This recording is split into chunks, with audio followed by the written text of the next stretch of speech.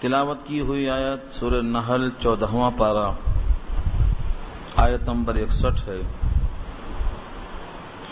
یہاں سے پارے کا 14واں رکوع شروع ہو رہا ہے اور سورت کا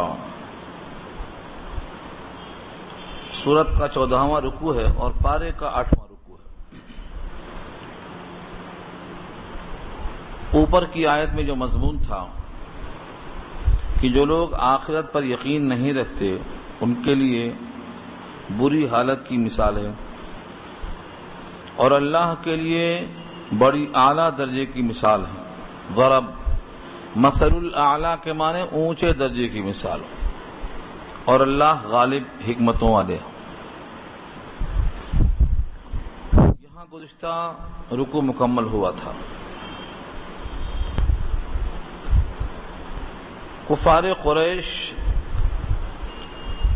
اپنے حقانیت پر دلیل کے لیے یہ کہا کرتے تھے کہ اگر ہم اللہ کی مرضی کے خلاف چلتے ہیں تو ہمارا مواخذہ کیوں نہیں ہوتا؟ ہمارا مواخذہ اور ہماری پکڑ نہ ہونا اس بات کی دلیل ہے کہ ہم جو کرتے ہیں یہ اللہ کو پسند ہے۔ ہمارا مواخذہ نہ کیا جانا اس بات کی دلیل ہے کہ اللہ ہم سے راضی ہے۔ یہ ان کی دلیل کئی مقام پر نقل ہوئی ہے۔ اس آیت میں ان کی اس لاجک کا جواب دیا گیا ہے کہ کفار قریش ہی نہیں بلکہ ساری کائنات میں جتنے انسان کے علاوہ چوپائے بھی زمین پر چلتے ہیں،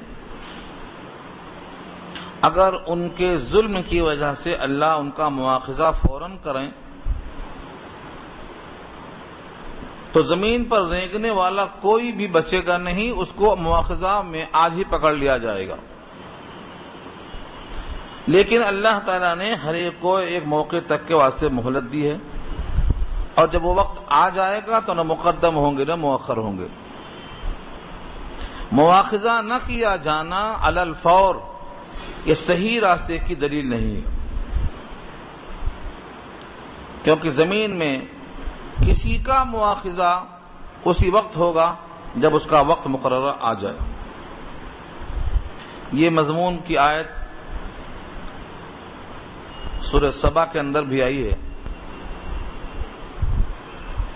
اور سورہ شورا پارہ 25 میں بھی آئی ہے،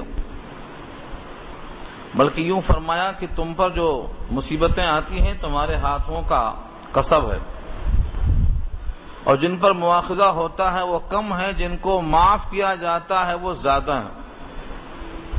وما اصابکم من مصیبت فبما کسبت ایدیکم ویعفو عن کثیر۔ تو دنیا پکڑنے کی جگہ نہیں ہے، لیکن کبھی کبھی یہاں بھی مواخذہ ہو جاتا ہے۔ یہاں جو مواخذہ ہوتا ہے وہ بطور سزا کے ہوتا ہے اور کبھی کبھی اس لیے ہوتا ہے کہ تنبیہ ہو جائے۔ اس آیت کا یہی مضمون ہے۔ وَلَوْ يُؤَاخِذُ اللَّهُ النَّاسَ، لو بفرض محال، سپوز اگر اللہ مواخذہ کر لیتا لوگوں کا بظلمہم ان کے ظلم کے سبب، بظلمہم میں جو با ہے یہ با سببیہ کہلاتی ہے، ان کے ظلم کے سبب، ان کے ظلم کی وجہ سے۔ اور ظلم کی دونوں قسمیں ہیں، چاہے ظالم لنفسی اپنے اوپر ظلم کرتا ہو اور یا وہ ظلم کے مرتبے میں شرک کا ارتکاب کرتا ہو۔ دونوں صورتوں میں اگر اللہ مواخذہ کر لیتا ان کے ظلم کے سبب ما ترک علیہا من دابہ، تو نہیں چھوڑتا زمین پر کوئی حرکت کرنے والا، یعنی زمین پر حرکت کرنے والے سب پکڑ میں آ جاتے۔ وَلَكِنْ يُؤَخِّرُهُمْ إِلَىٰ أَجَلٍ مُّسَمًّى، لیکن ایک معینہ مدت تک کے واسطے ان کو مہلت دے رکھی ہے اور ان کو مؤخر کیا جا رہا ہے۔ وَلَكِنْ يُؤَخِّرُهُمْ، ان کو مؤخر کر رہے ہیں، إِلَىٰ أَجَلٍ، اجل کے معنی مدت اور مسمى کے معنی متعین، وہ مدت متعینہ اللہ کو معلوم ہے۔ فَإِذَا جَاءَ أَجَلُهُمْ، پس جب آ جائے ان کی مدت معین، لا يستأخرون ساعة، تو نہیں مؤخر کیے جائیں گے ایک لمحہ، ساعتن ایک لمحہ، ولا يستقدمون، اور نہ وہ آگے بڑھ سکیں گے۔ یہ آگے بڑھنا ایسا ہی ہے جس طرح ہمارے محاورے میں کوئی تاجر کہتا ہے بھائی یہ ریٹ فکس ہے، اس میں کمی زیادتی کا کوئی چانس نہیں ہے، حالانکہ کمی بولنا چاہتا ہے لیکن مقابلے میں زیادتی بولنا پڑتا ہے۔ ہر تاجر چاہتا ہے کہ بڑھ کے قیمت آ جائے، لیکن یہ متعین قیمت ہے، اس میں کمی زیادتی نہیں ہوگی بولتا، حالانکہ زیادتی پر خود راضی ہو جائے گا، کمی پر راضی نہیں ہونا ہے اس کو۔ تو ایک محاورہ ہے، قطعی فیصلے کے واسطے ایسا کہا جاتا ہے کہ نہ آگے ہوگا نہ پیچھے ہوگا، مطلب یہ ہے کہ یہ فکس متعین ہے۔ وَيَجْعَلُونَ لِلَّهِ، اور کرتے ہیں وہ اللہ کے لیے، یعنی ایسے امور تجویز کرتے ہیں اللہ کے لیے، ما یکرہون، جس کو وہ خود ناپسند کرتے ہیں۔ وَتَصِفُ أَلْسِنَتُهُمُ الْكَذِبَ، اور بیان کرتی ہیں ان کی زبانیں جھوٹے دعوے۔ الکذب، ایسی جھوٹی بات ان کے زبان سے بیان ہو رہی ہے جس کا حقیقت حال سے، نفس الامر سے کوئی تعلق نہیں۔ ان لہم الحسنى، یہ ہے اصل، ان لہم الحسنى، وہ جھوٹی بات جو زبان سے بیان کرتے ہیں وہ کیا ہے؟ ان لہم الحسنى، کہ ان کے لیے ہر طرح کی بھلائی ہے۔ حسنہ کہتے ہیں جنت کو، حسین سے حسنہ بنا ہے۔ حسین اردو میں استعمال ہے، خوبصورت چیز کو حسین کہا جاتا ہے، اگر اس کی مؤنث لائی گئی تو حسنہ بنتی ہے۔ جنت کو بھی اللہ نے حسنہ کہا، کلمہ طیبہ کو بھی حسنہ کہا گیا ہے۔ تو ان لہم الحسنى یہاں سے مراد ہے جنت کی نعمتیں، ہر قسم کی بھلائیاں اس میں، یعنی اللہ کے لیے ناگوار باتیں منسوب کرتے اور اپنے دل میں خوش ہوتے کہ جنت تو ہے ان کے لیے۔ چنا بونے والا چنا ہی کاٹے گا، مگر سوچتا یہ ہے کہ میں نے چنا نہیں لگایا ہے، اس سے اچھی امیدیں واپس آ کر کے بیٹھا ہوا ہے۔ اللہ فرماتے ہیں جو چیزیں اللہ کو ناپسند اور ناگوار ہیں وہ چیزیں اللہ کی طرف منسوب کر کے یہ خوش ہونا کہ مجھ کو جنت ملے گی، لا جرم، لا جرم کے معنی یقیناً لازمی بات ہے، ان لہم النار، کہ بے شک ان کے لیے دوزخ ہے، وانہم مفرطون، اور بے شک وہ لوگ حد سے آگے بڑھ جانے والے ہیں۔ یہاں مفرط سے مراد ہے آگے بھیجے جانے والے، مفرطون افراط سے ہے آگے بڑھنا، یعنی جہنم میں ان کو پہلے داخل کیا جائے گا کیونکہ یہ حد سے آگے بڑھنے والے ہیں۔ مفرطون کا لفظ اچھا سمجھ لو، بار بار کام میں آئے گا۔ فرط، فیرط، فرط اسی سے بنا ہے اردو میں افراط اور تفریط۔ اور جنازی کی دعا میں آپ پڑھتے ہیں اللہم اجعلہ لنا فرطا، کیا مطلب ہے؟ افراط ہو، تفریط ہو، مفرط ہو، فرط ہو، سب کا مادہ ایک ہی ہے، آگے جا کر انتظام کرنا۔ آگے پہنچنے والے کو مفرط کہا گیا۔ جنازہ اگر نابالغ بچی اور بچے کا ہے تب تو کہیں گے اللہم اجعلہ یا اللہم اجعلہا لنا فرطا، اے اللہ اس کو ہم سے پہلے آگے جانے والا بنا، جنت میں ہم سے پہلے یہ رہے گا، ہمارا استقبال کرے گا، یہ مراد ہے۔ اللہم اجعلہ لنا فرطا واجرا، جتنا اس میں اضافہ کر سکتے ہیں آپ کریں، وذخرا، یہ بچہ جو نابالغ ہوتا ہے اگر مومن کا بچہ ہے تو روایت میں آیا ہے مشکات کی کہ وہ اپنے ناف کے سرر سے، ناف میں جو آیا کاٹتی ہے اس کو سرر کہتے ہیں عربی میں، اپنے سرر سے اپنے ماں باپ کو کھینچ کر لے جائے گا جنت کی طرف، کھینچ کر لے جائے گا۔ تو یہ بچہ جنت میں لے جائے گا، اور اگر ماں باپ خود اس قابل ہیں کہ وہ جنت کے لائق ہیں تو ان کا استقبال کرے گا۔ تو یہ ہے مفرد، جنازے کی دعا میں پڑھتے ہیں ہم، مگر سمجھے بغیر پڑھتے ہیں تو دل میں رقت ہی نہیں آتی۔ اللہم اجعلہ لنا فرطن کہتے ہوئے دل میں رقت آنا کہ جنت میں ہم سے آگے رہے گا، یہ بچہ جنتی ہے اور ہم سے آگے رہے گا، تو رونے کا مقام ہے کہ خوشی کا مقام ہے؟ جس کا یہ ہمارے پاس عطیہ تھا، امانت تھی، اس نے واپس دے لیا، سو رونے کی کون سی بات؟ تو خیر ادھر میں جاؤں گا نہیں، صرف دکھانا ہے مجھے لفظ، وہ بحث پھر کسی موقع پر آئے گی۔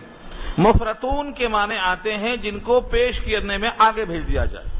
یہاں رب کریم کا اشارہ یہ ہے کہ یہ لوگ اللہ کے ساتھ نازیبا باتیں منسوب کرتے ہیں اور اپنے تئیں جنت کے حقدار بنتے ہیں، یقیناً ان کے لیے دوزخ ہے اور دوزخ میں بھی یہ سب سے مقدم ہوں گے۔ وَأَنَّهُمْ مُفْرَطُونَ، مفرطون مفعول کا صیغہ ہے، بھیجے جانے والے لوگ ہوں گے، سب سے پہلے وہاں پہنچیں گے۔ تَاللَّهِ لَقَدْ أَرْسَلْنَا إِلَىٰ أُمَمٍ مِّن قَبْلِكَ، اللہ کی قسم، اللہ کی قسم خود کھا رہے ہیں، اللہ کی قسم کھا رہے ہیں۔ تاللہ، واللہ، باللہ، یہ سب الفاظ قسمیاں ہیں۔ تاللہ، اللہ کی قسم، لقد ارسلنا الى امم من قبلک، تحقیق کہ ہم نے بھیجا ہے آپ سے پہلے بہت سے امتوں کی طرف رسولوں کو۔ فزین لهم الشیطان اعمالهم، تو کر دیا ہے ان کے لیے شیطان نے ان کے اعمال کو مزین، فہو ولیہم اليوم، پس وہ ان کا ولی ہے آج۔ ان رسولوں کے خلاف شیطان دنیا میں ان کا ولی بن گیا تھا، اور اب قیامت کے میدان میں بھی شیطان کو اس پر ولایت حاصل رہے گی۔ اگر دنیا میں رسولوں کی بات مانا ہوتا تو رسول کے ساتھ ساتھ رہنے کا موقع یہاں ملتا، لیکن چونکہ دنیا میں اس کو ولایت حاصل تھی شیطان کی، اور شیطان نے ان کے اعمال کو مزین کر دیا تھا، لہذا آج یعنی محشر کے میدان میں وہی شیطان ان کا رفیق ہوگا اور دوست ہوگا۔ فَهُوَ وَلِيُّهُمُ الْيَوْمَ، آج ان کا ولی اور رفیق وہی شیطان ہوگا۔ وَلَهُمْ عَذَابٌ أَلِيمٌ، اور اس کے لیے المناک عذاب۔ یہاں سے نبی صلی اللہ علیہ وسلم پر جو کتاب آئی ہے قرآن، اس کے نزول کا ایک مقصد بتایا گیا۔ وَمَا أَنزَلْنَا عَلَيْكَ الْكِتَابَ، اور نہیں بھیجا ہم نے آپ پر کتاب، إِلَّا مگر، لِتُبَيِّنَ لَهُمْ، تاکہ آپ ان کے لیے واضح کر دیں، الَّذِي اخْتَلَفُوا فِيهِ، جن جن کاموں میں ان کو اختلاف رہا ہے۔ دیکھا آپ نے نزول قرآن کا کیا مقصد ہے؟ یہ مقصد یہی نہیں ہے، پیچھے کئی مقام پہ آ چکا ہے، یہاں بھی سورہ نحل میں خود گزرا ہے، آیت نمبر 44 میں گزرا ہے، یہاں بھی آیا ہے آیت نمبر 64 میں، پیچھے بھی آ چکا ہے سورہ ابراہیم میں، ابراہیم کی آیت نمبر 2 ہے، سورہ اعراف میں گزر چکا ہے۔ قرآن کریم کے نزول کا مقصد اللہ خود بیان کرتے ہیں کہ اے نبی آپ ان کو قرآن کریم کے ذریعے سے کھول کھول کر بیان کر دیجئے ان باتوں کو جن میں باہم یہ لوگ اختلاف کر رہے ہیں۔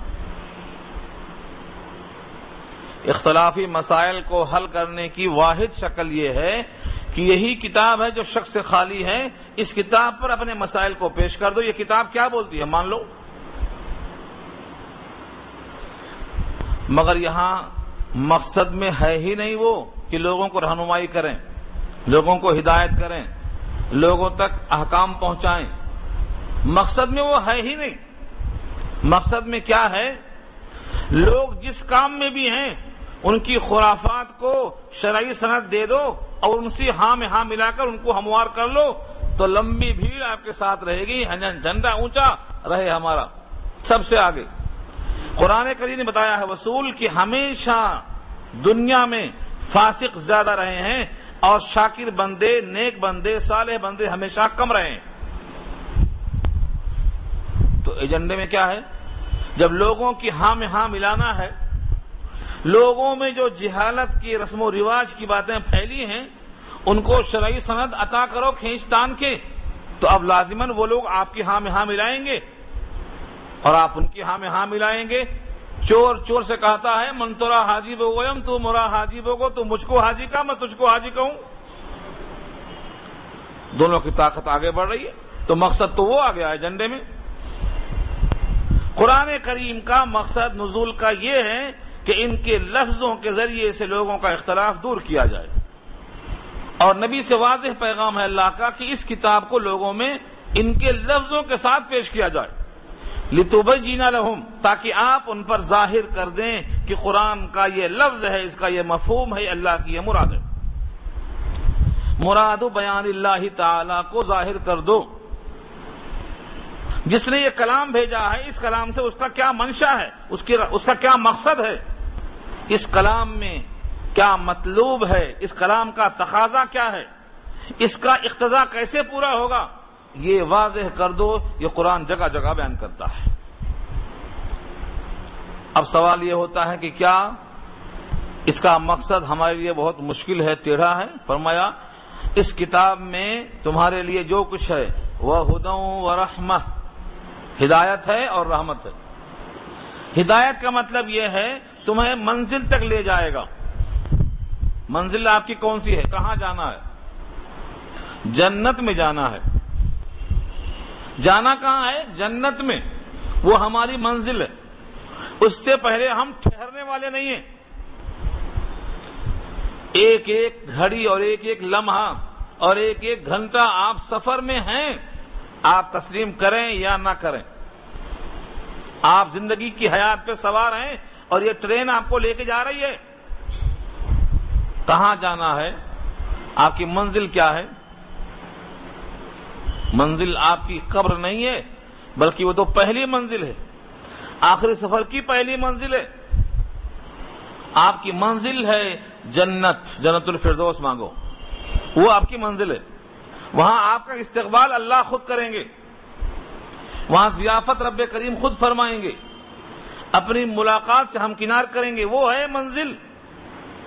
وہاں جانے کے واسطے جو راستہ ہے اس کا نام ہے ہدایت، وہ ہے لفظ ہدن، وہ قرآن کریم کا کام ہے۔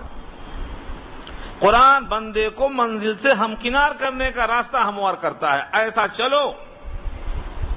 اور یہ کتاب جو سراپا ہدایت ہے، اس میں مشقت نہیں ہے، وہ رحمہ اور رحمت ہے۔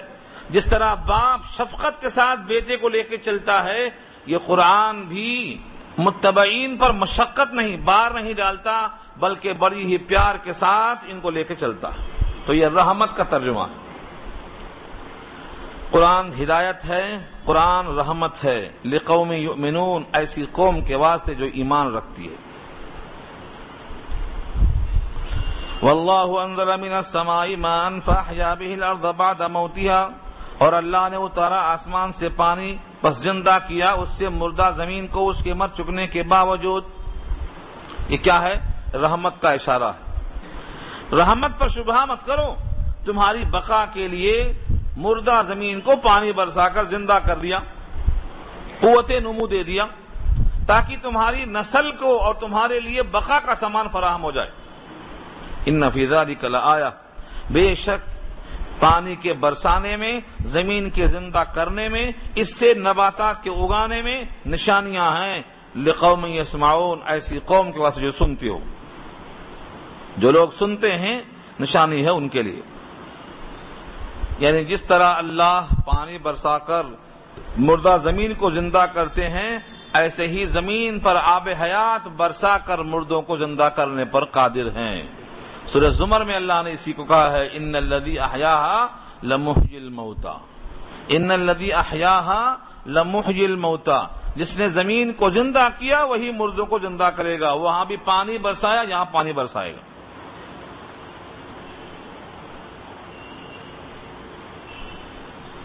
یہاں سے نیا رکوع شروع ہو رہا ہے، اور اس پورے رکوع میں اسی صفت رحمت کی دلیل پیش کیا ہے اللہ نے۔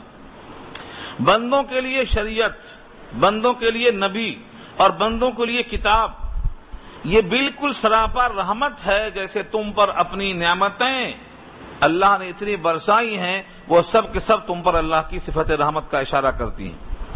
مگر غفلت کا یہ عالم ہے، ساری نعمتیں کھا جاتے ہیں لیکن اس میں اللہ کی رحمت کا دل میں احساس پیدا نہیں ہوتا۔ اس رکوع میں مکمل طور سے اللہ نے ان کا تذکرہ فرمایا ہے۔ وَإِنَّ لَكُمْ فِي الْأَنْعَامِ لَعِبْرَةً وَإِنَّ لَكُمْ اور بے شک ہے تمہارے لیے فی الانعام مویشیوں میں لعبرہ عبرت ہے۔ عبرت کہتے ہیں جس کو دیکھ کر آنکھیں کھل جائیں۔ عبرت کیسے ہے؟ انعام جمع ہے، سارے چوپائے کو تو بیان نہیں کر سکتے کھول کے، کیونکہ موٹی کتاب بن گئے۔ حیات الحیوان ایک موٹی کتاب ہے امام دیمیری کی، سارے حیوانات کی حیات کو جمع کر دیا ہے، ان سب کے فوائد بیان کرنا تو مشکل ہے، یہاں 2-4 نمونے پیش کیا ہے صرف، کیونکہ کتاب اصول کی کتاب ہے۔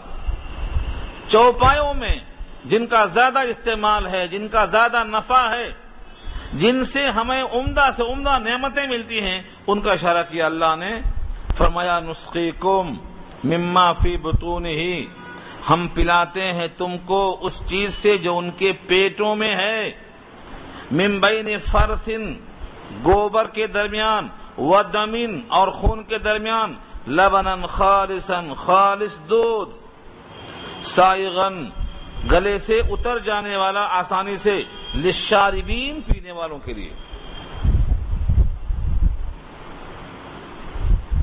دودھ کا گلاس ہاتھ میں لے کر کبھی سوچا ہے کہ اللہ نے یہ پینے والے کے لیے کتنا لذیذ بنایا ہے؟ جب ہم گائے کے دودھ کو ہاتھ میں لیتے ہیں اور اس آیت پر غور کرتے ہیں، عبرت کس طرح ہوتی ہے کہ اللہ صرف قادر مطلق ہی نہیں ہے بلکہ صفت رحمت کا یہاں اظہار کیسا کرتے ہیں۔ جب گائے یا بھینس اپنے چارے کو منہ میں لے کر چباتی ہے، اس کو معدے تک پہنچاتی ہے، اور معدہ اس کو ہضم کے طور پر جب اپنے قابو میں لے کر استعمال کرتا ہے تو ان کے 3 حصے کر ڈالتا ہے۔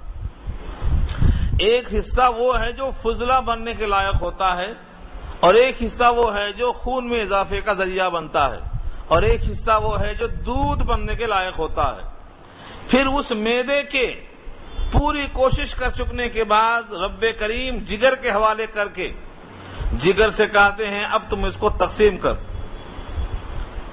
فضلے کو نیچے اتار دیتا ہے اور دودھ کو اوپر کر کے رگوں کے حوالے کر دیتا ہے، اور دودھ کو صاف کر کے تھن کے حوالے کر دیتا ہے۔ اس شان سے اندر ہی یہ مشین کام کرتی ہے کہ گوبر کی بدبو نہیں آتی اور خون کا رنگ نہیں آتا۔ کائنات میں جن جن کی پرستش کی جاتی ہے، جہاں جہاں پیشانیاں آپ چکاتے ہیں اور جن جن کے سامنے لوگ سجدہ کرتے ہیں، ان میں سے کوئی ہے جو کہہ دے کہ اس میں ہمارا کوئی دخل ہے ذرہ برابر؟ کائنات میں آج تک کوئی دعوے دار نہیں پیدا ہوا کہ بھینس کے اندر اور گائے کے اندر اس گوبر کے بدبو سے بچانے کے لیے اور خون سے ہٹا کر اس کے رنگ کو دور کرنے کے لیے ہمارا اس میں ذرہ برابر تعاون ہے۔ یہ خالص رب کریم کی صفت رحمت ہے اور قدرت ہے۔ دودھ پینے والے کو چاہیے کہ اپنے رب کے سامنے جب دودھ پیے تو اس قدرت کا استحضار رکھے۔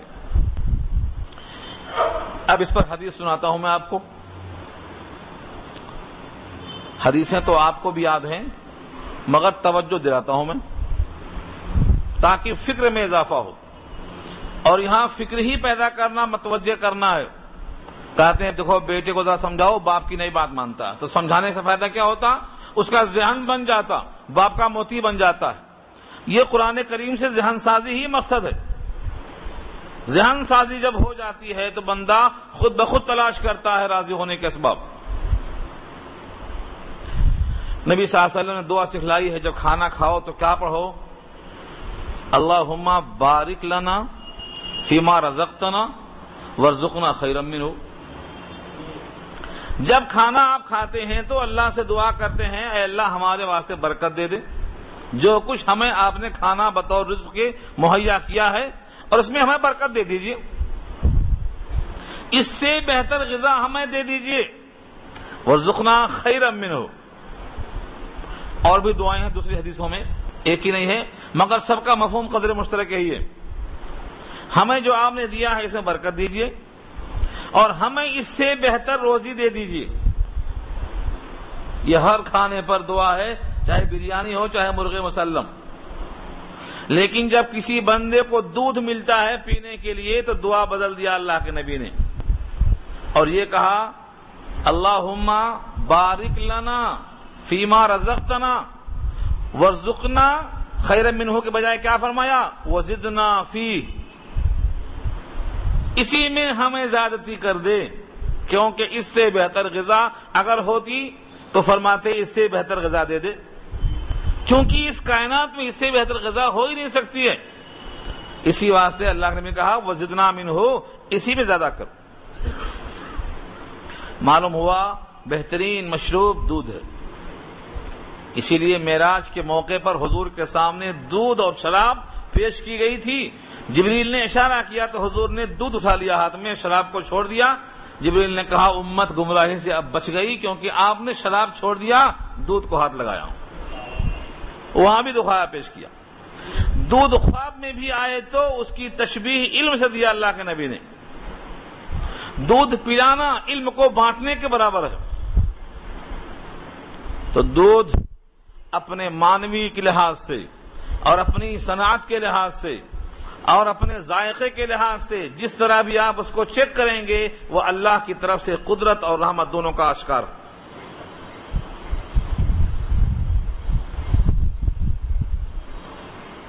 ایک تو ہوا جانوروں میں، اب اس کے بعد زمین سے نکلنے والے نباتات میں فرمایا وَمِن ثَمَرَاتِ النَّخِيلِ وَالْأَعْنَابِ تَتَّخِذُونَ مِنْهُ سَكَرًا وَرِزْقًا حَسَنًا، اور ثمرات میں سے، ثمرات کہتے ہیں پھلوں کو، رزلٹ کو، نتیجے کو، جو بیٹا اور بیٹی پیدا ہوتے ہیں نا یہ بھی بندے کا نتیجہ ہے، یہ بھی پھل ہے، یہ دل کا پھل ہے، اسے ثمرۃ الفؤاد کہا ہے۔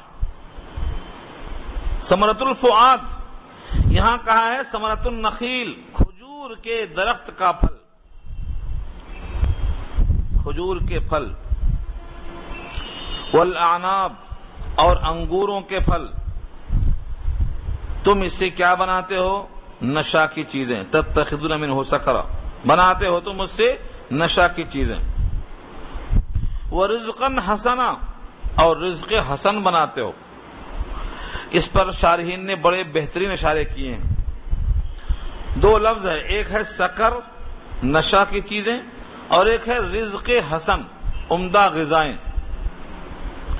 کھجور تو سراپا عمدہ غذائیں ہیں، لیکن اس سے بھی نبیذ بناتے تھے۔ نبیذ کا مطلب یہ ہے پانی میں کھجوریں ڈال دیں اور رات میں وہ بھیگتی رہیں، جب صبح اس کو متھ کے گٹھلیاں نکال کے پھینک دیں گے تو وہ بہترین مشروب ہوگا، اس کو ہم نبیذ کہتے ہیں، نبیذ تمر۔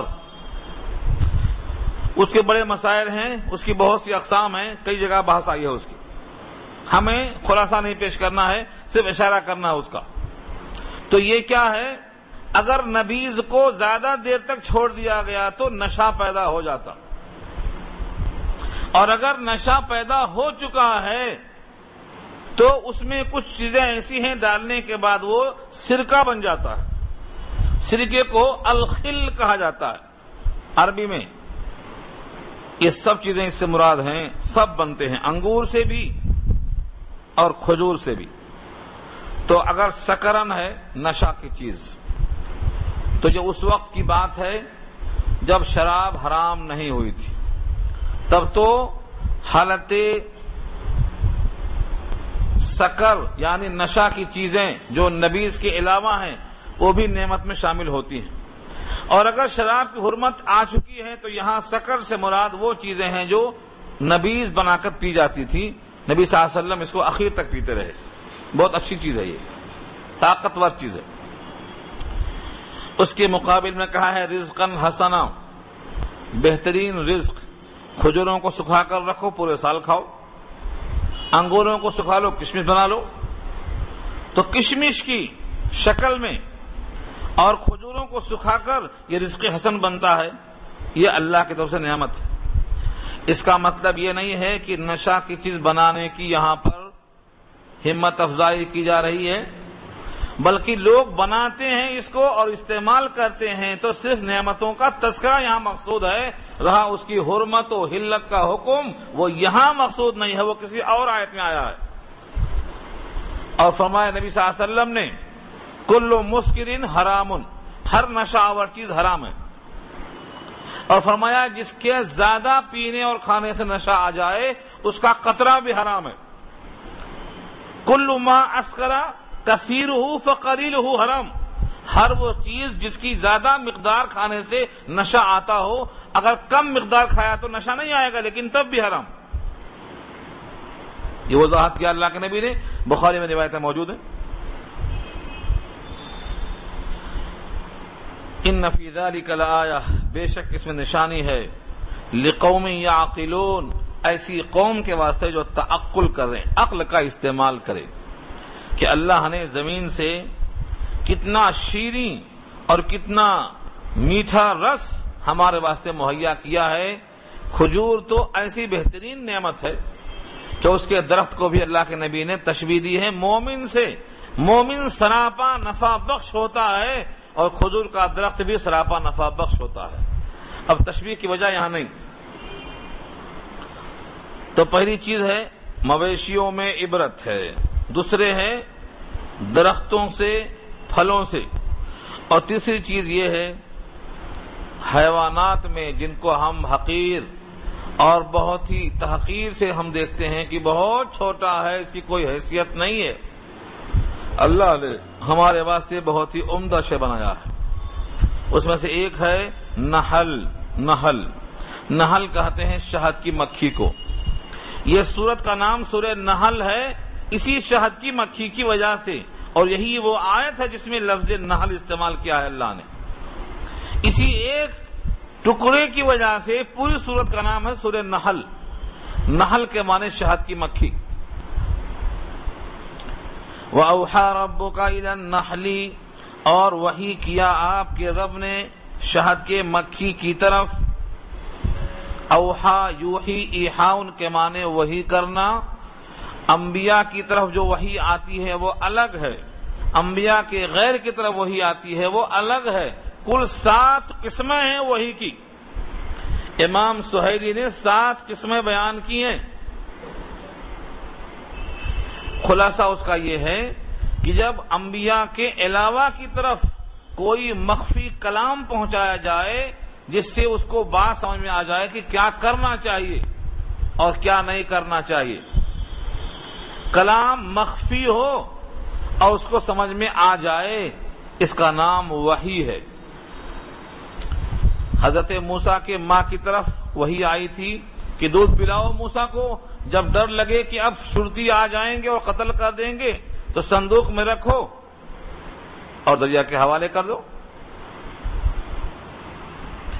وَأَوْحَيْنَا إِلَىٰ أُمِّ مُوسَىٰ أَنْ أَرْضِعِيهِ فَإِذَا خِفْتِ عَلَيْهِ فَأَلْقِيهِ فِي الْيَمِّ. سورہ قصص پارہ 20.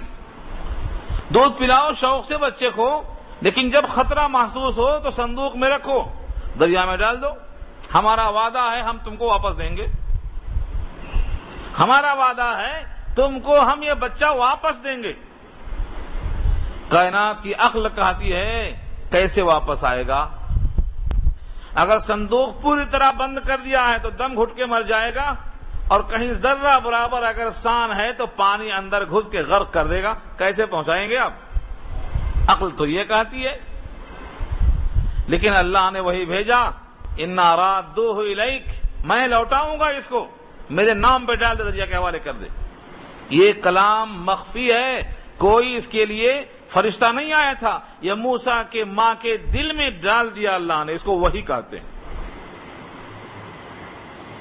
عمل ہوا، تفصیلی بات سورہ قصص میں انشاءاللہ آئے گی. ایسے ہی وہی کیا اللہ نے شہد کے مکھی کی طرف. شہد کی مکھی اللہ کی مخاطب بن رہی ہے. توجہ چاہتا ہوں میں آپ کی کہ اللہ تعالیٰ نے اس شہد کی مکھی کو بھی اپنا مخاطب بنایا. کیا شان ہے شہد کے مکھی کی بھی. دیکھنے میں وہ ایک مکھی ہے، لیکن اللہ کے حبیب فرماتے ہیں ہر مکھی جہنم میں جائے گی جہنمیوں کو تنگ کرنے کے لیے، سوائے شہد کی مکھی کے. یہ نہیں جائے گی، یہ جہنم میں نہیں جائے گی. ہر مکھی جہنمیوں کو تنگ کرنے کے واسطے جائے گی، لیکن یہ مکھی نہیں جائے گی. اللہ نے اس کو مخاطب بنایا ہے. جس طرح سے سورہ صافات میں کہا ہے آگ کو مخاطب کیا ہے، قلنا یا نار، وہاں بھی وہی بھیجا اللہ نے آگ کی طرف. وہاں آگ مخاطب ہے، موسیٰ کی ماں مخاطب ہے، یہاں شہد کی مکھی مخاطب ہے. مخفی کلام سمجھا دیا. یہ وہی انبیاء کی طرح جو آتی ہے وہ نہیں ہے، بلکہ ایک بات ہے جو سمجھا دیا اللہ نے. اب دیکھو شہد کی مکھی کیسا عمل کرتی ہے. وَأَوْحَىٰ رَبُّكَ إِلَى النَّحْلِ، اور وہی بھیجا تیرے رب نے شہد کے مکھی کے جی میں، ان اتخذی من الجبال بیوتا، ان یہ کہ اتخذی بنا ڈال، من الجبال پہاڑوں میں سے، بیوتن بطور گھر کے. بیوت جمع ہے بیت کی. انسانوں کے لیے جو گھر ہوتا ہے اس کو بیت کہا جاتا ہے. بیت اللہ بھی بیت ہے، اللہ کا بیت ہے، اور یہ شہد کی مکھی کا بیت ہے. اللہ نے اس کے گھر کو بھی گھر ہی تشبیہ دیا ہے کہ اپنے گھر کو بنا پہاڑوں میں، اونچے اونچے مقاموں میں. وَمِنَ الشَّجَرِ، اور درختوں میں، درختوں پر بنا اور پہاڑوں پر بنا. وَمِمَّا يَعْرِشُونَ، اور ان جگہوں میں بنا جو بطور چھت کے لوگ استعمال کرتے ہیں. یعرشون بنا ہے عرش سے. عرش کہتے ہیں اونچی چھت، چاہے وہ مکہ مسجد کی دیوار ہو. شہد کی مکھیاں کثرت سے آتی ہیں مکہ مسجد میں، کبھی غور کیا؟ خدا کا حکم ہے. وہ چھتوں میں اونچی جگہ پر اللہ نے حکم دیا ہے. مما یعرشون، جو لوگ عرش بناتے ہیں. ہمارا گھر گاؤں کا خالی پڑا ہوا ہے، تنہا ہے، والد صاحب بیمار ہیں، آپ لوگ پھر دعا کریں شفا کے لیے، پھر خبر آئی ہے. وہ فرماتے ہیں کہ میں اوپر چڑھتا نہیں، نیچے ہی رہتا ہوں، کیونکہ 90 سال سے اوپر ہے ماشاءاللہ، اوپر جا نہیں سکتے. شہد کی مکھیوں نے دیکھا کہ اوپر پنکھا خالی ہے ہوادار، اس پنکھے میں لا کے شہد بنا دیا، لمبا چھتا لگا دیا.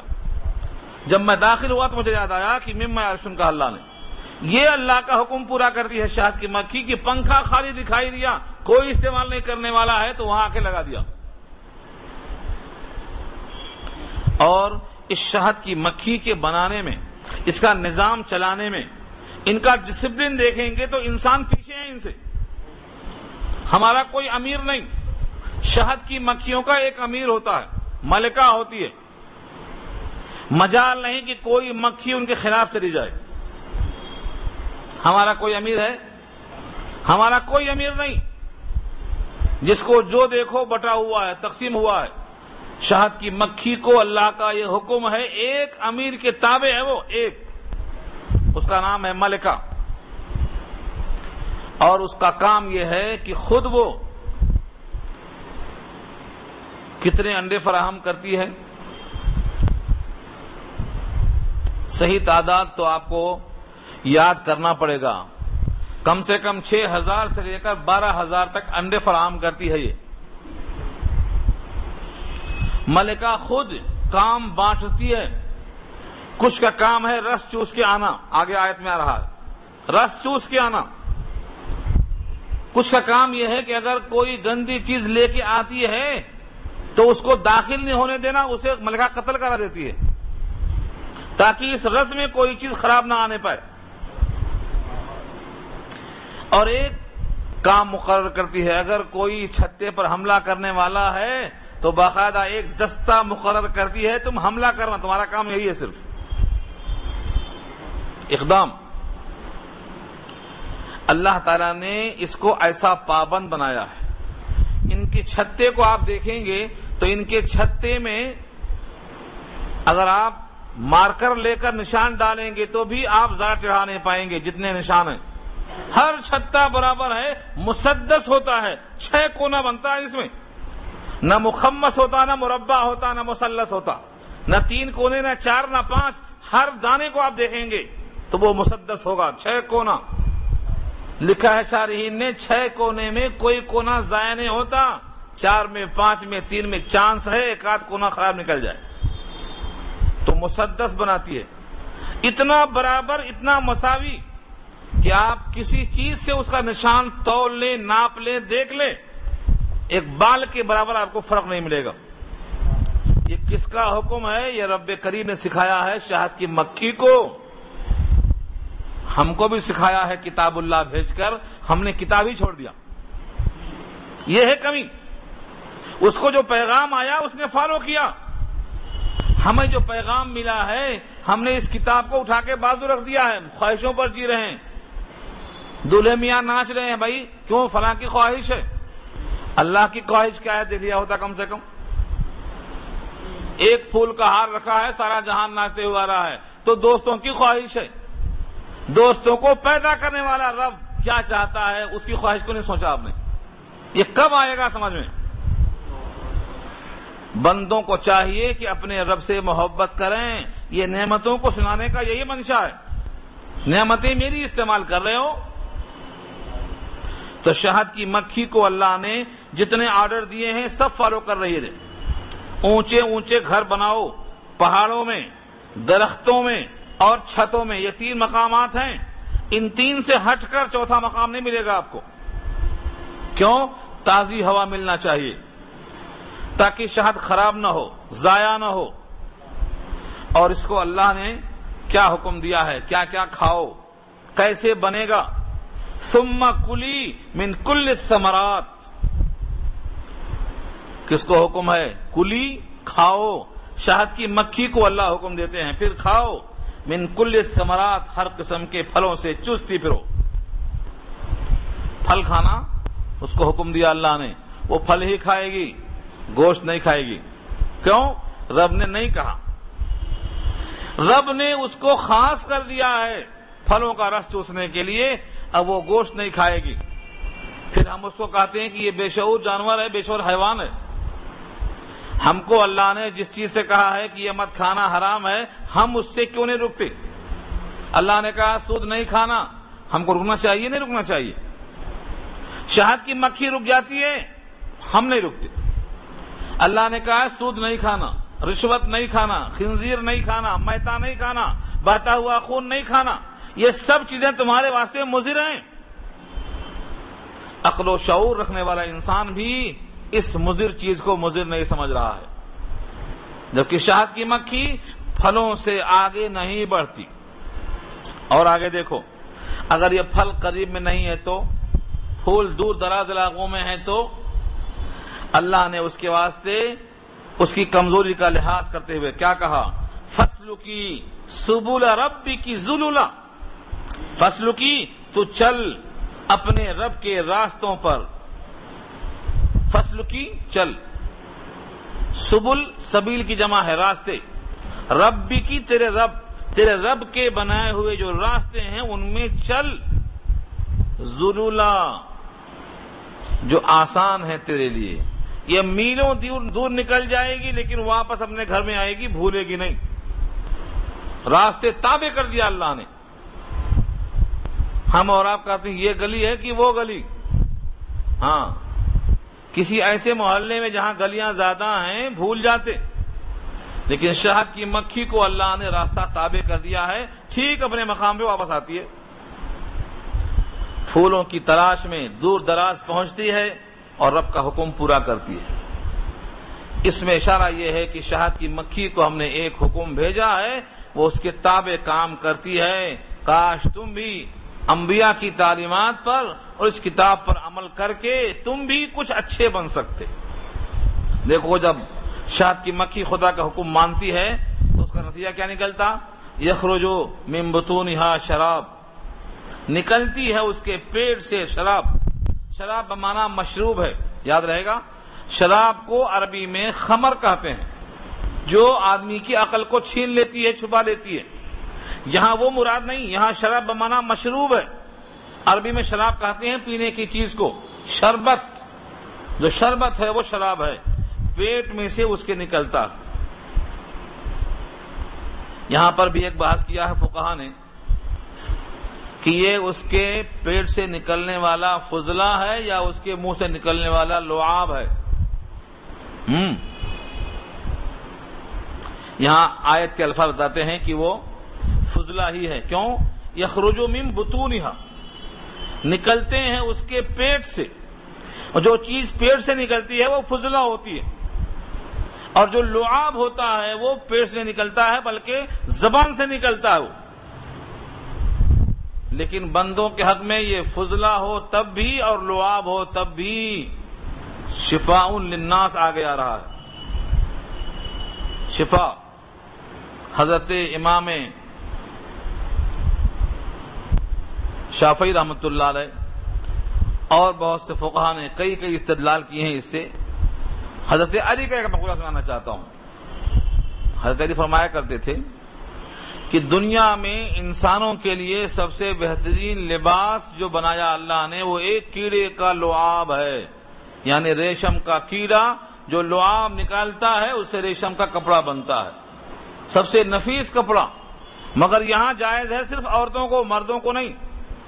صرف 3 یا 4 صحابہ کو جائز کیا گیا تھا ان کے کھجلی کی وجہ سے، بطور دوا کے۔ بقیہ سب کے واسطے جائز نہیں، جو یہاں پہنے گا وہاں محروم ہو جائے گا۔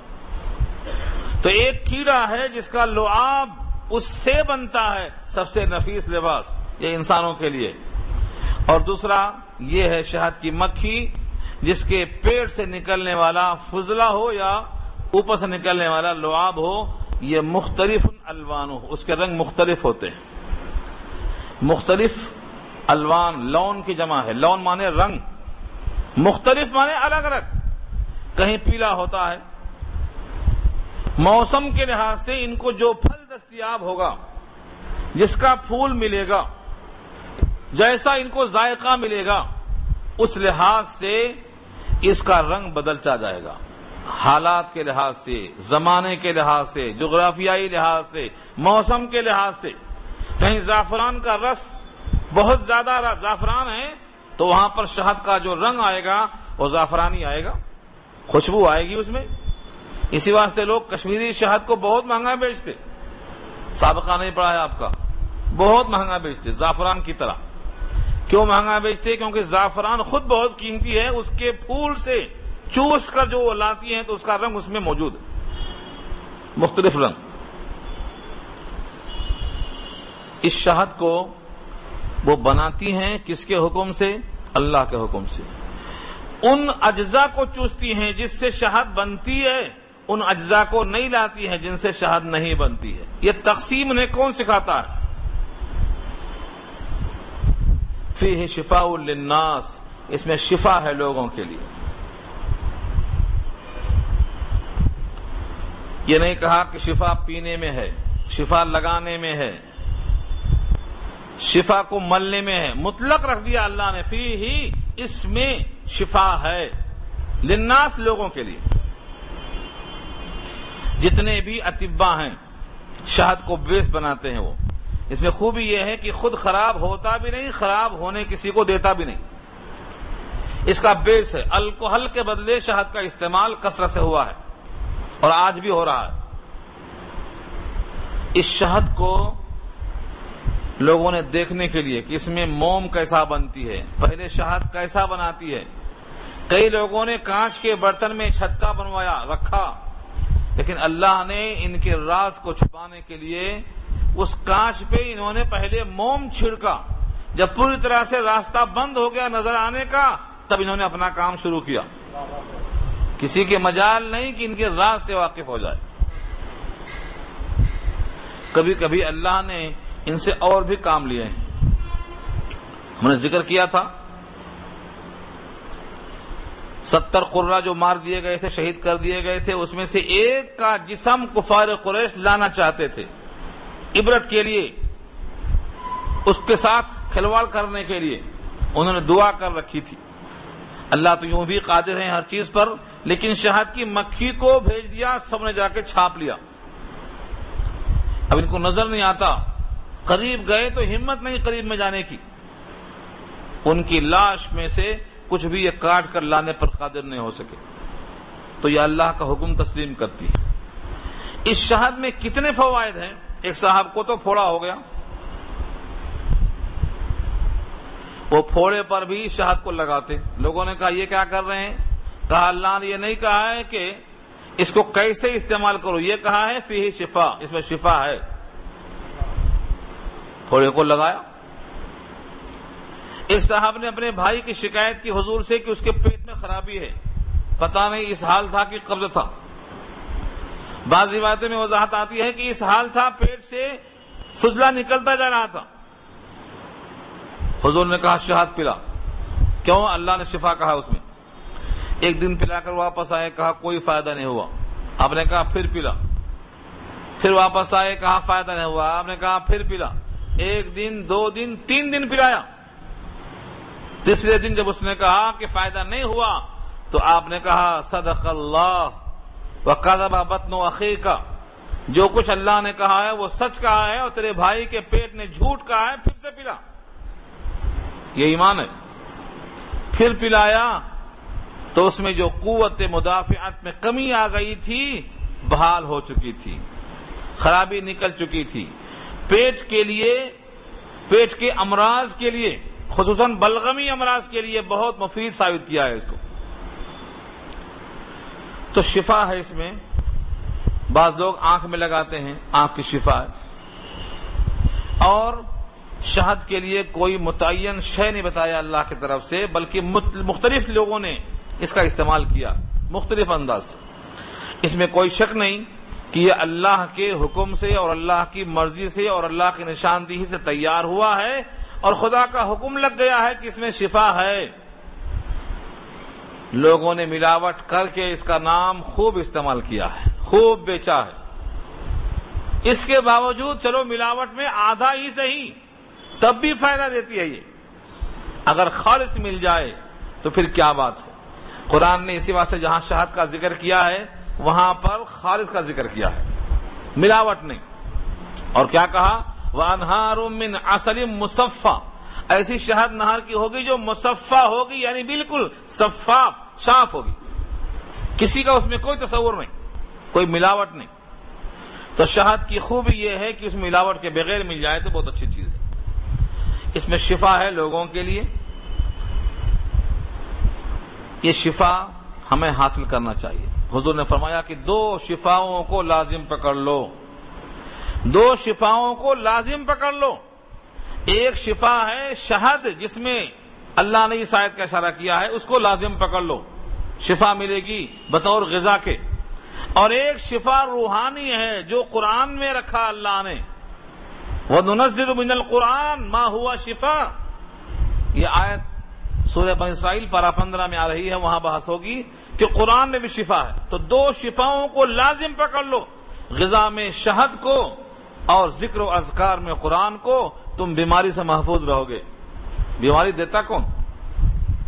اب تک یہ طے نہیں ہم کر سکے ہیں بیماری کہاں سے آتی، شفا کہاں سے آتی۔ ہم سمجھتے ہیں بیماری ہم یہاں وہاں سے لائے ہیں اور شفا بھی یہاں وہاں سے مل جائے گی، یہ دونوں غلط ہے۔ عربوں میں مشہور تھا کہ اگر کسی گھوڑے کو کھجلی ہو جائے تو الگ رکھو، نہیں تو پھیل جائے گی۔ آپ نے کہا پھیلنے کا مرض غلط ہے، کہا اس کو اگر چھوڑ دیں تو اس کو بھی ہوتی، اس کو بھی ہوتی، اس کو بھی ہو جاتی۔ آپ نے کہا اگر یہ پھیلنے سے پھیلی ہے تو پہلے اونٹ میں کہاں سے آئی، بتاؤ ذرا، وہ پہلے اونٹ میں کہاں سے آئی؟ تو اللہ ہی بیماری پیدا کرتے ہیں اور اللہ ہی شفا دیتے ہیں۔ تو شفا کے لیے کسی جگہ بھٹکنے کی حاجت نہیں، شفا اللہ ہی دیتے ہیں، مگر توکل چاہیے، بھروسہ چاہیے۔ ایک مرتبہ حضرت عبداللہ بن مسعود بیمار پڑ گئے، حضرت عثمان غنی ان کو دیکھنے گئے، جس کا نام ہے عیادت کرنا۔ ہم نے فراموش کر دیا ہے عیادت کو، ہاں ڈاکٹر دیکھ لے گا، نہیں، ہمارے دیکھنے سے فرق پڑتا، ان کے آ جانے سے آ جاتی ہے چہرے پہ رونق، وہ سمجھتے ہیں کہ بیمار کا حال اچھا ہے۔ ہم گاؤں گئے، والد صاحب نے کہا میں بالکل ٹھیک ہوں، بالکل اچھے ہو گئے، ابھی آئے ہفتہ نہیں گزرا پھر بیمار۔ تو کیا یہ آدمی چاہتا یہ ہے کہ لوگ قریب آئیں، اپنوں سے پیار ہوتا ہے۔ بہت سے واقعات حدیثیں اس پر ہیں، میں یہ ایک سنا رہا تھا، اس کو پورا کر دیتا ہوں۔ حضرت ابن مسعود کی بیماری میں عثمان غنی تشریف لے گئے اور کہا کہ اس بیماری میں آپ کی کوئی خواہش ہے؟ ہم اور آپ کیا خواہش کرتے؟ اچھا آم لاؤ، بہت اچھا ہے مارکیٹ میں۔ انہوں نے یہ خواہش نہیں کہ اچھا آم لاؤ، انہوں نے کیا خواہش کی؟ ہاں میں چاہتا ہوں اپنے رب کی رحمت چاہتا ہوں۔ کوئی فکر ہے تو کہا گناہوں کی فکر ہے، کہا کوئی طبیب لے آؤں، کہا طبیب نے تو لٹایا ہے، اشارہ تھا اللہ کی طرف، طبیب تو وہی ہے، تو کسی طبیب کی ضرورت نہیں، کیونکہ ان کو معلوم تھا یہ سب اللہ کی مرضی ہے۔ جب بندہ بیمار پڑتا ہے تو اس کے گناہ جھڑ جاتے ہیں، جس کو یہ یقین آ جائے کہ بیماری میں گناہ جھڑتے ہیں، چاہتا ہے ذرا لمبی ہو تو اور اچھا ہے، پورے صاف ہو جائیں، بے چین نہیں ہوتا، وہ اللہ کی طرف متوجہ ہوتا۔ حضرت ایوب 7 سال تک بیمار رہے لیکن متوجہ رہے اللہ کی طرف، تو اللہ نے خوش ہو کے کیا کہا؟ نعم العبد، کیا پیارا بندہ ہے، کتنا پیارا بندہ ہے، اتنے طویل وقفے میں مجھ سے کبھی مایوس نہیں ہوا۔ نعم العبد انہ اواب، ہمیشہ متوجہ رہا۔ تو یہ شفا تو اللہ کی طرف سے ہے، بیماری بھی اللہ کی طرف سے ہے۔ ابراہیم سے کہلوایا وَإِذَا مَرِضْتُ فَهُوَ يَشْفِينِ، جب میں بیمار ہوتا ہوں شفا وہی دیتا، اس لیے شفا بھی وہیں سے آتی ہے، مرض بھی وہیں سے آتا ہے۔ ہر مرض کی دوا بھیجا اللہ نے، فرمایا ہر مرض کی دوا ہے سوائے ایک مرض کے، اور وہ ہے بڑھاپا۔ بڑھاپے کا کوئی علاج نہیں، ہاں جو جا کے نہ آئے وہ جوانی دیکھا، اور جو آ کے نہ جائے وہ بڑھاپا دیکھا، یہ ٹلنے والا نہیں ہے، اس کا کوئی علاج نہیں۔ ایک صحابی نے پوچھا کہ اللہ کے نبی ہم بیمار جب ہو جاتے ہیں تو کیا ہم علاج کریں، ان سے علاج کریں؟ یہ توکل کے خلاف تو نہیں ہے، تقدیر کے خلاف تو نہیں ہے؟ فرمایا یہ بھی تقدیر کا حصہ ہے کہ تم علاج کرو گے تم کو شفا ملے گی۔ تو علاج کرنا کوئی برا عمل نہیں ہے، بلکہ یہ توکل کے خلاف بھی نہیں ہے، علاج کرنا چاہیے۔ لیکن علاج میں جو ڈھونگی لوگ بیٹھے ہیں، ڈھونگی جنہیں کچھ نہیں آتا، کہتے ہیں روحانی علاج۔ بھائی صاحب جب آپ کی روحانی علاج کی یہ حالت ہے کہ آپ کی روح خود خراب ہے، آپ میں تلاوت نہیں، آپ میں طہارت نہیں، آپ میں نماز نہیں، آپ میں سچائی نہیں، آپ میں حضور کی سنت نہیں، آپ میں اللہ کی محبت نہیں، تو آپ تو روحانی بیمار ہیں۔ ذرا بیمار جو ہے روحانی وہ کیسے علاج کر سکتا ہے؟ روحانی علاج وہ کر سکتا ہے جس کی روح بیمار نہ ہو، جو سنت کا پابند ہو، سچ بولتا ہو، حرام خوری سے بچتا ہو، قرآن کریم پر عامل ہو، اس کے لباس کو، اس کے حلیے کو دیکھ کر احساس ہو کہ یہ حرام کھانا نہیں کھاتا، تو روحانی علاج وہ کر سکتا ہے۔ شفا وہاں تلاش نہیں کرنا جو شریعت سے غائب ہو، شریعت سے ہٹا ہوا ہو، وہ روحانی علاج کر ہی نہیں سکتا۔ جو روحانی مریض ہو وہ علاج پر قادر نہیں ہو سکتا ہے۔ اس لیے اللہ نے واضح فرمایا کہ یہ شفا تو ہے شہد کے اندر اور شفا ہے قرآن کے اندر، ان میں سے اپنے آپ کو حاصل کرو۔ ان فی ذلک لآیہ، بے شک اس نشانی ہے ایسی قوم کے واسطے جو تفکر کرے۔ تفکر کے معنی غور و فکر کرے، سوچے، ان نعمتوں کو بار بار سوچے، شہد کے پورے زاویے پر نگاہ ڈالے، دودھ پر نگاہ ڈالے، اور یہ سوچے کہ اللہ نے کیسی نعمتیں دی ہیں، کتنا اس کی ہم پر رحمت ہے۔ ان نعمتوں کو استعمال کر رہے ہیں تو ایک اور بڑی رحمت ہے، ایک بڑی نعمت ہے، وہ ہے قرآن۔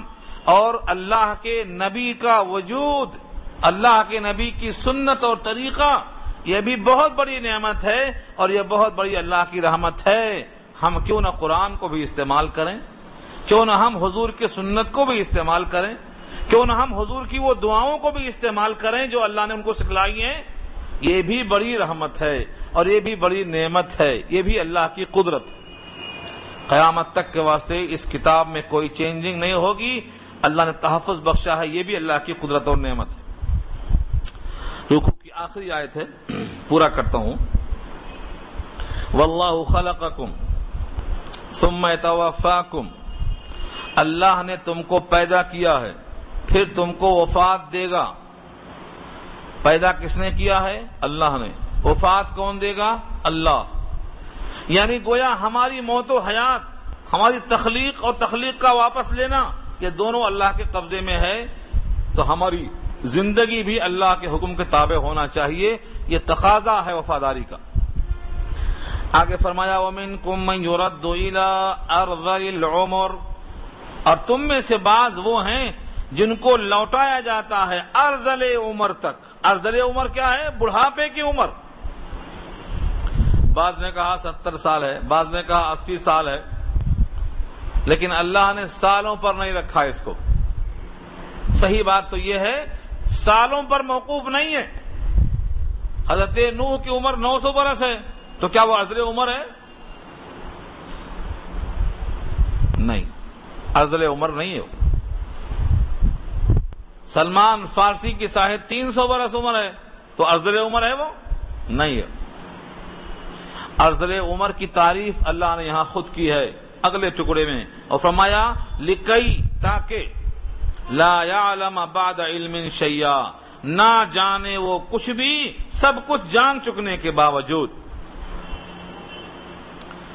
سب جانتا تھا، جیسے بچپن میں بچہ کچھ نہیں جانتا، یہ بوڑھا بھی جب ایسی حالت میں آ جائے کہ وہ کچھ نہ جانے،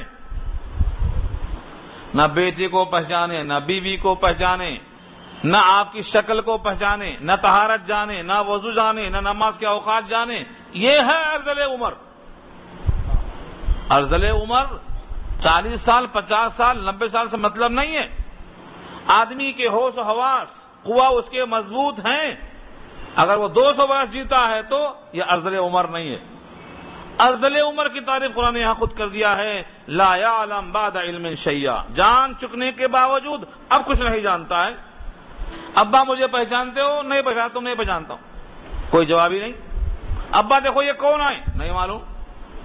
یہ کون سا کھانا؟ نہیں معلوم۔ یہ کون سا مزہ؟ نہیں معلوم۔ تو ارذل عمر کی تعریف اللہ نے خود کر دی ہے۔ یہ جب یہ عمر ہے، اس سے اللہ کے نبی دعا میں پناہ مانگتے تھے اور کہتے تھے اللہم انی اعوذ بک من ان ارد الی ارذل العمر، اے اللہ میں آپ کی پناہ چاہتا ہوں کہ میں لوٹا دیا جاؤں اس عمر تک جو ارذل عمر کہلاتی ہے۔ تو پناہ مانگنے کا مطلب کیا ہوا؟ ارذل عمر نہ آنے پائے تو پھر دوسرا راستہ کیا ہے؟ سوچو، ہمت ہے یہ دعا مانگنے کی تو مانگو۔ ہاں، جن کا تعلق اللہ سے مضبوط ہوگا وہ یہ دعا مانگ سکتے ہیں، ورنہ کیا ہوگا؟ بھائی دو راستہ ہے، بڑھاپے کے بعد جوانی تو آنے والی نہیں ہے، آگے ہی جانا ہے، یا تو ارذل عمر تک جینا ہے یا تو قبر تک جانا ہے، اور کون سا راستہ ہے؟ ارذل عمر یا پھر قبر۔ ارذل عمر نہیں چاہتے ہیں تو پھر اب قبر چاہتے ہیں، ورنہ اور راستہ کون سا ہے؟ تو یہ آسان نہیں ہے دعا پڑھ لینا، تیار رہنا مرنے کے لیے، تو یہ ہمت کر کے دعا پڑھنا، یا اللہ مجھے ارذل عمر نہیں چاہیے، یعنی اب قبر چاہیے۔ اور قبر میں جانے کی ہمت اسی کو ہوتی ہے جس کا ایمان پختہ ہوتا ہے، اور ایمان جب پختہ ہوتا ہے تو 3 علامت ظاہر ہوتی ہے۔ بھول گئے ہوں گے، سنایا تھا 2 سال پہلے، یہاں تو مضمون نہیں ہے مگر بس سنا دوں۔ جب دل میں ایمان پختہ بیٹھ جاتا ہے تو 3 چیزیں ظاہر ہوتی ہیں۔ کیا کیا ظاہر ہوتی ہیں؟ التجافی عن دار الغرور، الانابت الى دار الخلود، الاستعداد للموت قبل نزول، 3 چیزیں۔ یہ دنیا دار غرور ہے، دھوکے کی جگہ ہے، اس سے دوری پیدا ہو جاتی ہے۔ بھائی اس پہ کیا محنت کرنا، پتہ نہیں ہوا کب نکل جائے، پنچر ہو جائے، اس پر کیا محنت کرنا؟ تو دوری پیدا ہوتی ہے دنیا سے، اور قربت پیدا ہوتی ہے دار آخرت سے، تیاری میں رہتا ہے کہ وہ گھر ہمیشہ والا زیادہ اچھا ہے، کیونکہ وہ جب ملے گا تو ذاتی ہوگا، خالی نہیں کرنا پڑے گا۔ تو الانابت الی دار الخلود۔ اور تیسری چیز کیا ہے؟ موت سے پہلے موت کی تیاری، الاستعداد، میں تیار ہوں، بلانے آیا ہے میں حاضر ہوں، تیار۔ یہ 3 چیزیں علامت ہیں ایمان کی جب قلب میں آ جاتا ہے۔ تو ارذل عمر سے اللہ کی پناہ مانگی گئی، اللہ کی پناہ مانگی گئی ہے ارذل عمر سے۔ اللہ فرماتے ہیں ہم بہتوں کو پیدا کرتے ہیں، تمہارے سامنے نمونہ موجود ہے، ومن نعمرہ ننکسہ فی الخلق افلا یعقلون، جس کو ہم لمبی عمر دیتے ہیں، تخلیق میں اوندھا کر دیتے ہیں، کیا تم کو نظر نہیں آتا؟ لمبی حیات میں آدمی کی حالت ہو جاتی ہے۔ یہ سب قدرت ہے اللہ کی، اور بندوں پر شفقت ہے۔ بڑھاپے کو رحمت کہا ہے۔ اب بڑھاپے میں آدمی اگر سمجھ جائے کہ میں کتنا قیمتی ہوں تو بڑھاپے کی قدر کرے گا۔ اکثر لوگ خود نہیں سمجھتے کہ میں قیمتی ہو گیا ہوں، کہتے ہیں اولڈ از گولڈ، لیکن سمجھ میں نہیں آتا ان کو۔ کس کو نصیب ہے کہ اسلام میں اس کی داڑھی پک جائے؟ مگر رکھیں گے تب پکے گی نا، یہاں تو چھل کے پھینک دینا ہے، رکھنے کا دستوری غائب ہے، رکھیں گے تو پکے گی۔ حضور نے فرمایا جس کی داڑھی اسلام میں پک جائے اللہ تعالیٰ اس کو عذاب دیتے ہوئے شرماتے ہیں۔ کم ہے داڑھی کی ویلو، کیا چاہیے اب؟ اللہ کا حکم ہے، رسول اللہ کا حکم ہے، صحابہ کا حکم ہے، کس کے حکم پر عمل ہو رہا ہے ہمارا؟ داڑھیاں چھیلنا جائز نہیں ہے کسی کے یہاں بھی، سب کے یہاں حرام ہے، داڑھی مڈانا حرام ہے۔ دلیل چاہیے تو پوری کتاب لکھ دیا ہوں، دیکھ لو آئندہ ہفتے میں، پوری کتاب لکھ دیا ہوں، قرآن سے دلائل، حدیث سے دلائل، صحابہ کے عمل سے دلائل، چاروں امام کے دلائل، ہر فرقے سے دلائل، ہر فرقے کے فتاوے نقل کر دیا ہوں۔ اب کیا چاہیے؟ ایک ہی وجہ ہے کہ یہ ہمارا نفس بڑا موٹا ہے، یہ خدا کا حکم بھی، رسول کا حکم بھی اور صحابہ کا عمل بھی سب کو کھودل کے پھینک دے رہا ہے، جائز نہیں ہے۔ میں انشاءاللہ وعدہ کرتا ہوں آئندہ ہفتے کتاب ملے گی آپ کو 10 روپے میں، صرف پورے دلائل کے ساتھ۔ دلائل کی دنیا سے آپ نکل نہیں سکیں گے۔ ہاں آپ کا ایک نفس ہے، اگر یہ نہیں مانتا ہے تو ہم وہاں کچھ نہیں کر سکتے، آپ کی مرضی ہے۔ تو داڑھی اگر سفید ہو جائے تو اللہ عذاب دینے میں شرماتا ہے، اللہ کے عذاب سے بچنے کی خاطر کم سے کم چھوڑ دینا چاہیے۔ اور روایت میں آیا ہے اگر کوئی بوڑھے شخص کا اکرام کرتا ہے اس بنا پر کہ داڑھی سفید ہو گئی تو اللہ کا اکرام کرنے کے برابر ثواب ملے گا۔ مشکات میں روایت موجود ہے، کسی بوڑھے کے چہرے پر داڑھی دیکھ کر اس کا اکرام کرنا اللہ کے اکرام کرنے کے برابر ہے۔ جس کی عمر اسلام میں 90 سال کی ہو جاتی ہے اللہ فرماتے ہیں یہ میرا قیدی ہے، میرے قید خانے میں پڑا ہوا ہے، اسیر اللہ فی الارض، اس کے سارے گناہ مٹا دیے جاتے ہیں، تمام نیکیاں ثبت کر دی جاتی ہیں، اس کی ہر دعا خاندان والوں کے گھر میں قبول کی جاتی ہے۔ کس کو مقدر میں ملتا ہے؟ یوں تو روایت میں 70 سال 80 سال پر ہر ایک پر روایت موجود ہے، مگر آج وقت نہیں ہے۔ سورہ احقاف پارہ 26 آیت نمبر 15 پر بہت سی حدیثیں نقل کیا ہے مفتی شفیع صاحب نے، دیکھ لیجئے وہاں کتنی روایتیں ہیں بوڑھوں کے لیے، مگر یہ بوڑھے سمجھتے ہیں کہ ہم بیکار ہو گئے چونکہ ہم کماتے نہیں۔ آج کمانے والے اپنے باپ کو بھی نہیں سمجھتے، کیوں؟ باپ کی کمائی کم ہے، بیٹے کی کمائی زیادہ ہے تو بڑی اکڑ آ گئی ہے۔ یہ پتہ نہیں کہ اگر باپ نہ ہوتے تو ہمارا وجود نہ ہوتا، یہ خبر نہیں ہے۔ اللہ نے ان باپ کو ہمارے وجود کا سبب بنایا ہے۔ آدمی آمدنی کی وجہ سے اکڑتا ہے اور باپ کی عظمت کو سامنے رکھتا نہیں ہے۔ دنیا کی خاطر آخرت خراب نہیں کرنا چاہیے۔ جس کا حق اللہ نے مان لیا ہے اس کا حق ماننا چاہیے۔ آگے اللہ فرماتے ہیں ان اللہ علی کل شیء قدیر، بے شک اللہ ہر چیز پر قادر ہے۔ ان اللہ علیم قدیر، بے شک اللہ علم والے قدرت والے ہیں۔ علم کا مطلب ہر چیز کا علم ہے، اور قدیر ہر چیز پہ قادر ہیں۔ تمہاری جوانی پر، تمہارے شباب پر، تمہاری حیات پر، تمہاری موت پر، تمہاری تبدیلی پر ہر طرح قادر ہیں۔ اکرمہ ابن ابی جہل، ابو جہل تو کافر ہیں، بدر میں مارے گئے، لیکن ان کے بیٹے اکرمہ صحابی ہیں۔ ہاں، اکرمہ ابن ابی جہل مشہور ہیں صحابہ میں، علم تفسیر میں۔ وہ فرماتے ہیں اگر کوئی حدیث کی اور قرآن کی خدمت کرتا ہے تو ارذل عمر سے محفوظ کر دیا گیا۔ حدیث اور قرآن کی برکت، اس پر محنت کرنے والا ارذل عمر سے محفوظ کر دیا گیا۔ اب تو لگ جاؤ خدمت میں قرآن کی اور حدیث کی۔ صرف سن لینا خدمت نہیں ہے، ہر آنے والا لانے والا بن جائے، اور ہر سننے والا لے جا کر پہنچانے والا بن جائے۔ کوشش کرنا ہے اس کے لیے، کچھ تو منتقل کرو یہاں سے دوسروں تک۔ گھر میں جا کر، دوستوں میں پہنچ کر لوگ دب جاتے، نہیں، کھل کے بولنا۔ ایک بار جان جائے گی، بار بار نہیں جائے گی اللہ کے لیے۔ اگر کوئی شہید کیا گیا اللہ کے راستے میں تو قیامت میں وہ تمنا کرے گا کاش کہ میں پھر دنیا میں جاؤں، پھر شہید کیا جاؤں، پھر دنیا میں جاؤں، پھر شہید کیا جاؤں۔ سوائے شہید کے دنیا میں آنے کی تمنا کوئی نہیں کرے گا۔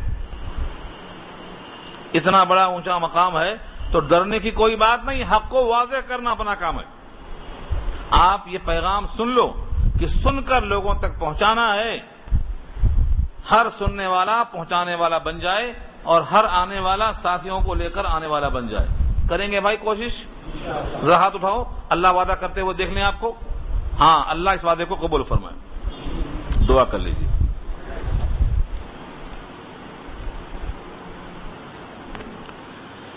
الحمد للہ رب العالمین، والصلاة والسلام علی سید المرسلین، یا حی یا قیوم برحمتک نستغیث، اللہم انا نسألک الہدی والتقی والعفاف والغنی، اللہم آتی نفسی تقواها انت ولیجها ومولاها وانت خیر من زکاها، اللہم مغفرتک اوسع من ذنوبنا ورحمتک ارجع عندنا من اعمالنا، اللہم لا خیر الا خیرک ولا طیر الا طیرک ولا الہ الا انت، اللہم انا نسألک من خیر ما سألک منہ نبیک محمد صلی اللہ علیہ وسلم، ونعوذ بک من شر ما استعاذک منہ نبیک محمد صلی اللہ علیہ وسلم، انت المستعان وعلیک البلاغ ولا حول ولا قوة الا باللہ، وصلی اللہ تعالی علی خیر خلقہ سیدنا مولانا محمد وآلہ واصحابہ اجمعین برحمتک یا ارحم الراحمین۔ ایک سوال